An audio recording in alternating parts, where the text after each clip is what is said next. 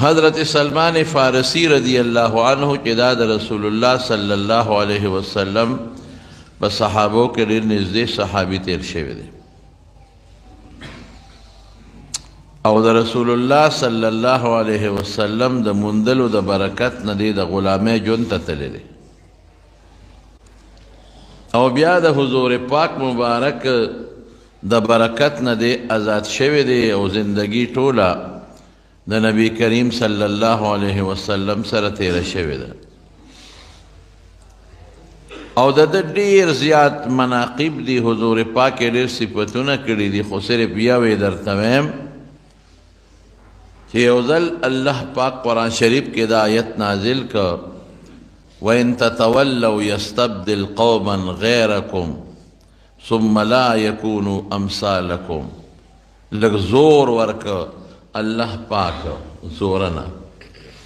او معنی دا ده که چېرې تاسو د اسلام ته او د ایمان ته شا کړه نو ستاسو په ځای به خدای پاک یو بل قوم راولي ستاسو په بدل کې او به ستاسو په شان نی بیا نور به وګورئ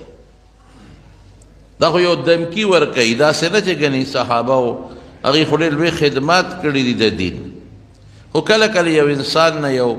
غلطی وشي نو د هغې په وجه بیا ټولو له خلک لږه سخته دمکي ورکوي نو بیا صحابو د حضور پاک نه تپوس وکړو که چېرته دا واقعي داسې وشي او زمونږ په ځای الله بل قوم راولي نو به څوک نو حضور پاک د سلمان فارسي په شا لاس کې هودوي هذا وقومه دی به یو رد قوم وی دا ډېره لویه خبره ده او د قوم متعلق رسول الله مبارک فرمایلی دی لو کانت